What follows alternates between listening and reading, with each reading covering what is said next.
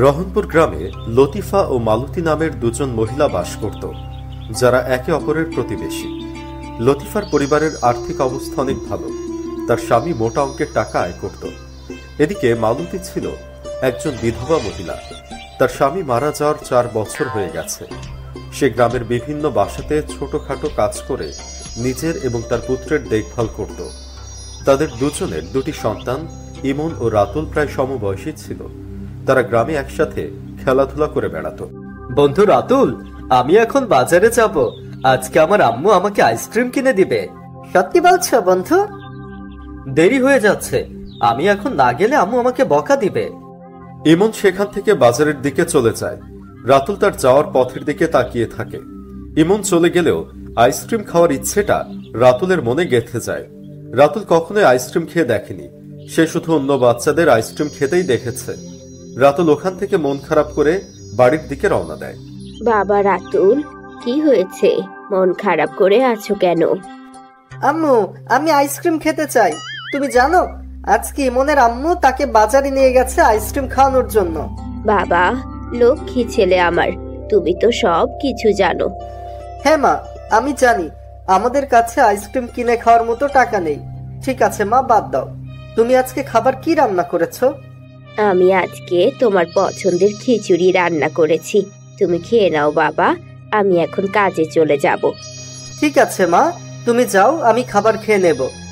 মালতী যদিও বাসা থেকে বের হয়ে কাজের জন্য যাচ্ছিল, কিন্তু তার মনে চোখের সামনে ভেসে উঠছিল তার ছেলে রাতুলের মলিন হয়ে থাকা মুখটি। হায়, আমি যদি আরো বেশি কিছু ইনকাম করতে পারতাম, তাহলে আজকে আমার ছেলেটিকে আমি আইসক্রিম খাওয়ার জন্য টাকাও দিতে পারতাম অন্যান্য মায়েদের মতো। সে আসলে অনেক আশা করে এসেছিল, কিন্তু আমি দিতেই পারলাম না। হে আল্লাহ, তুমি আমাকে তৌফিক দাও, যাতে আমি আমার ছেলের মনের আশা পূরণ করতে পারি। মালতী যে পথ ধরে কাজে যাচ্ছিল তার পাশেই ছিল একটি বটগাছ।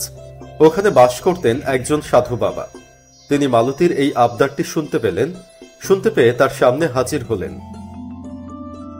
মা, আমি তোমার মনের অবস্থা বুঝতে পেরেছি। তুমি তোমার ছেলের ইচ্ছে পূরণ করতে চাও। আমি এই ব্যাপারে তোমাকে সাহায্য করতে পারি। বাবা, আপনি সত্যি বলছেন? আপনি আমাকে সাহায্য করবেন? আমার ছেলে সত্যি সত্যি অবশেষে আইসক্রিম খেতে পারবে? হ্যাঁ মা, আমি তোমাকে সত্যিই সাহায্য করব।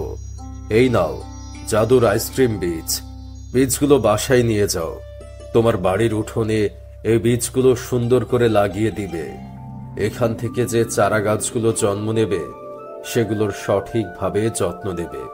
এতে ফল হিসেবে আইসক্রিম ধরবে। মালতী সাধু বাবাকে ধন্যবাদ জানিয়ে খুশি মনে জাদুর আইসক্রিম বীজ নিয়ে বাড়িতে চলে আসে। তার বাড়ির পাশে একটি ছোট্ট সবজি ক্ষেত ছিল।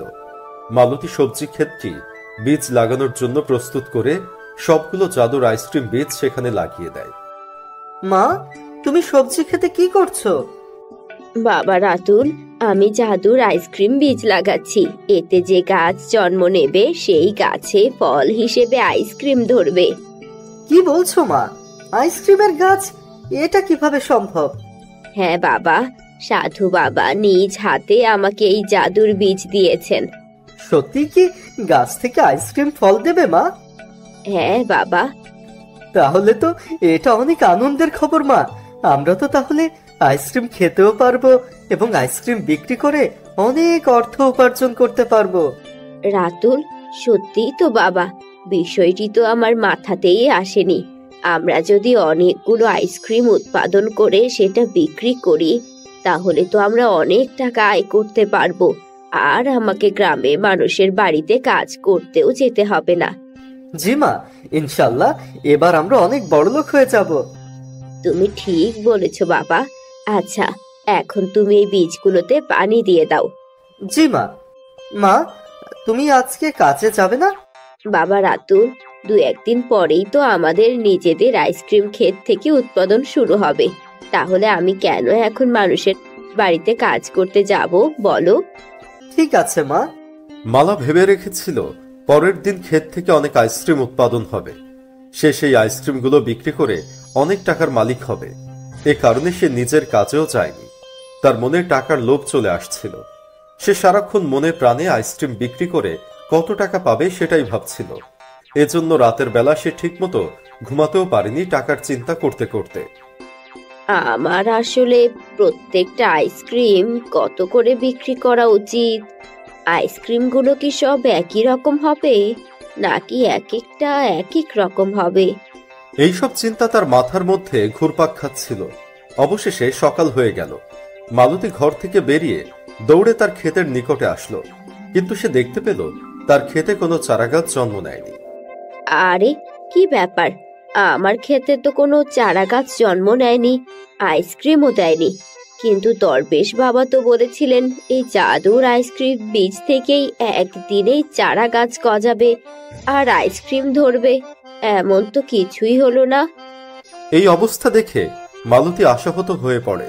সে তার ছেলে রাতুলকে নিয়ে ঘর থেকে বেরিয়ে আসে। সবজি ক্ষেতের দিকে তাকিয়ে তার মুখটি মলিন হয়ে যায়। সে রাতুলের হাত ধরে বাসা থেকে বের হয়ে পথের ধারে সেই বট গাছের নিচে চলে আসলো। গাছের নিচে দাঁড়িয়ে সে সাধু বাবাকে ডাকতে লাগলো। সাধু বাবা, সাধু বাবা, ও সাধু বাবা। সাধু বাবা তাদের সামনে আসলেন। কি হয়েছে মা, তুমি এত উত্তেজিত কেন?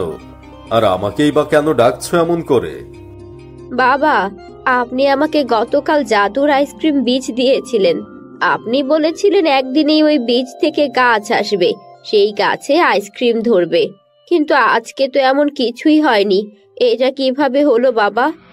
মা, তুমি কি আমাকে বলতে পারবে তুমি বীজ নিয়ে বাসায় যাওয়ার পর কি করেছিলে? বাবা, আমি বীজ নিয়ে বাসায় যাওয়ার পর আমার উঠানের সবজি খেতে লাগিয়ে দিয়েছি, তারপর তাতে পানিও দিয়েছি। তারপরও কোনো চারাগাছ জন্ম নেয়নি? আচ্ছা ঠিক আছে, বাদ দাও মা। এই নাও নতুন জাদুর বীজ, এটা নিয়ে যে লাগিয়ে দাও। এবার আল্লাহর রহমতে অবশ্যই চারাগাছ জন্ম নিবে এবং তাতে আইসক্রিম ধরবে। মালতী খুশি মনে সাধু বাবার কাছ থেকে বীজগুলো হাতে নেয় এবং তার ছেলে রাতুলকে নিয়ে বাসায় চলে আসে। বাসায় আসার পর পুনরায় সে সবজি খেতে বীজগুলো লাগিয়ে দেয় এবং পানি দিয়ে দেয়। পরের দিন সকালবেলা ঘুম ভাঙলে মালতী যথারীতি ঘর থেকে বের হয়ে সবজি ক্ষেতের দিকে তাকায়।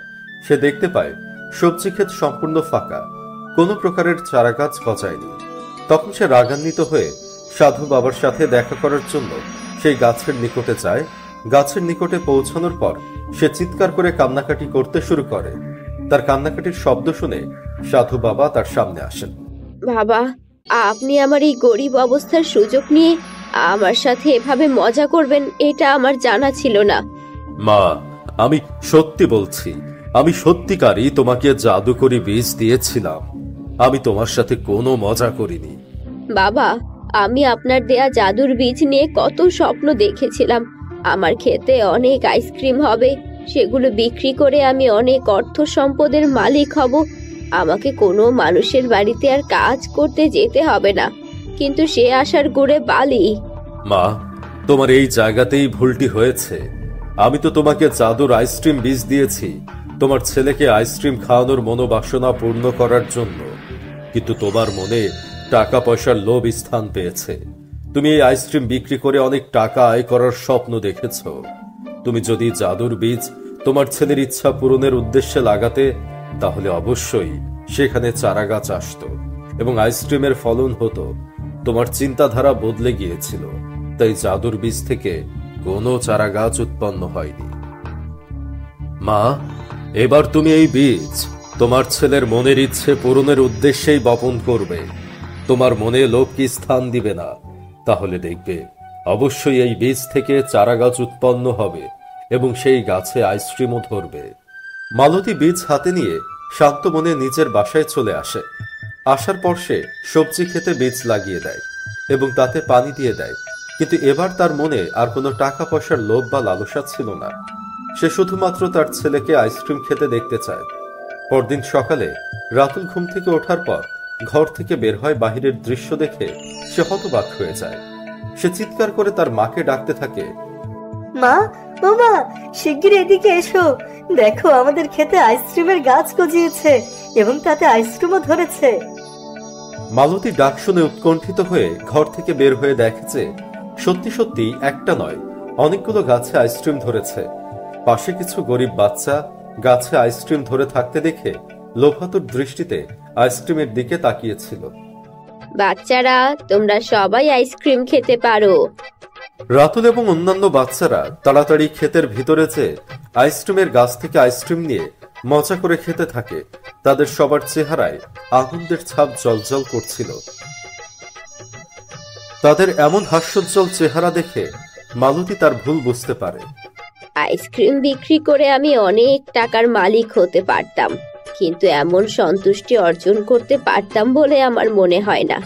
ধন্যবাদ সাধু বাবা, আমাকে এই আইসক্রিম গাছ দেওয়ার জন্য এবং আমাকে সহজভাবে বুঝিয়ে দেওয়ার জন্য যে টাকাই সবকিছু নয়। আপনি আমাকে লোভী হওয়ার হাত থেকে বাঁচিয়ে দিয়েছেন। আল্লাহ আপনাকে উত্তম প্রতিদান দান করুন। মালতী তার ছেলে রাতুলকে সাথে নিয়ে একটি আইসক্রিম গাছ থেকে আইসক্রিম নিয়ে খেতে থাকে। সে প্রচন্ড গরমের মৌসুমে এমন ঠান্ডা আইসক্রিম সকলের হৃদয়ে প্রশান্তির ছোঁয়া এনে দেয়। মালতী পূর্বের ন্যায় তার নিত্যদিনের কাছে ফিরে যায়। যদিও সে এখন গরিব, কিন্তু মনের দিক থেকে সে এখন অনেক ধনী, কেননা সে নিজের খুশি সবার মাঝে বিলিয়ে দেওয়ার পদ্ধতি শিখে গেছে।